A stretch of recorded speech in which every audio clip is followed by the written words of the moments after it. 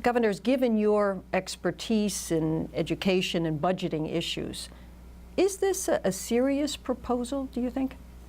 Well, I think it's serious from the standpoint of the governor. I think it's serious from the standpoint of most educators that education would be enhanced by having longer school days and longer school year. The question, of course, is the question you just mentioned: how do you pay for it? There's legislation that's been introduced in New Jersey to have a 3-year demonstration project for up to 25 different school districts. The way it would be paid for under this legislation is to cost $150 million is what the cost of that 3-year period, and the intent is to give businesses the ability to write off as contributions and deductions that money.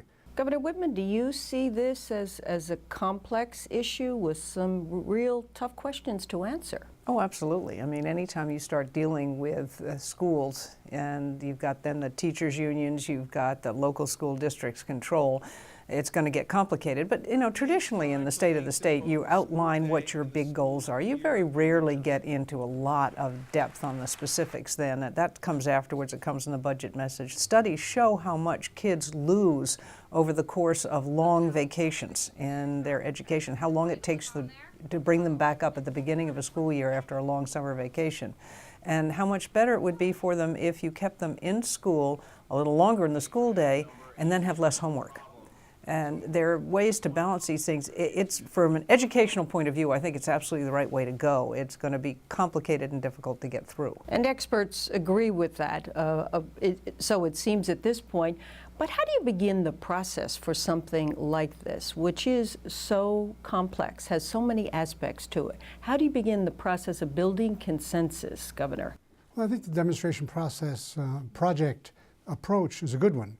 The law also says that you have to have the concurrence of the local school officials as well as the parents in the community. So you would have volunteer communities subject themselves to this. But it still doesn't answer the question about where the money comes from. If you were governor now and a member of your team came to you with the idea of expanding the school day in New Jersey with all of the issues involved in that effort, what questions would you want answered before putting that proposal as a serious one in your budget plan? What you want to start with is getting people used to the idea and getting people involved in the discussion so that they understand the benefits of a longer school day, the benefits to their children. But then, of course, you do have the complication of all the contracts with the teachers' unions and things that have to be negotiated. What does that mean for them? And you're asking more of the teachers on a longer school day. So there's a lot to be done. You want to know what all the questions were and have pretty good answers for them before you go out with it. What would you want to know, Governor Florio? Well, just the money. I mean, the money issue. I think the teachers obviously will want some more money if they're going to do more work.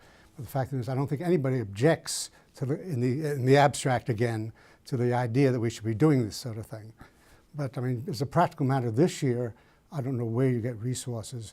I was struck by, in this last gubernatorial election, neither of the candidates nor the press talked about the big 800-pound gorilla sitting in the living room, which is the pension system. We've got to find $2.4 billion extra dollars to make a pension contribution this year. So I'm not sure how any new costly initiatives are going to be able to be undertaken. So given all that you've laid out, would you both agree that this is pretty much just a beginning, a starting point for a discussion on this issue? Yeah, I think the governor's very serious about it. I would support him in that discussion.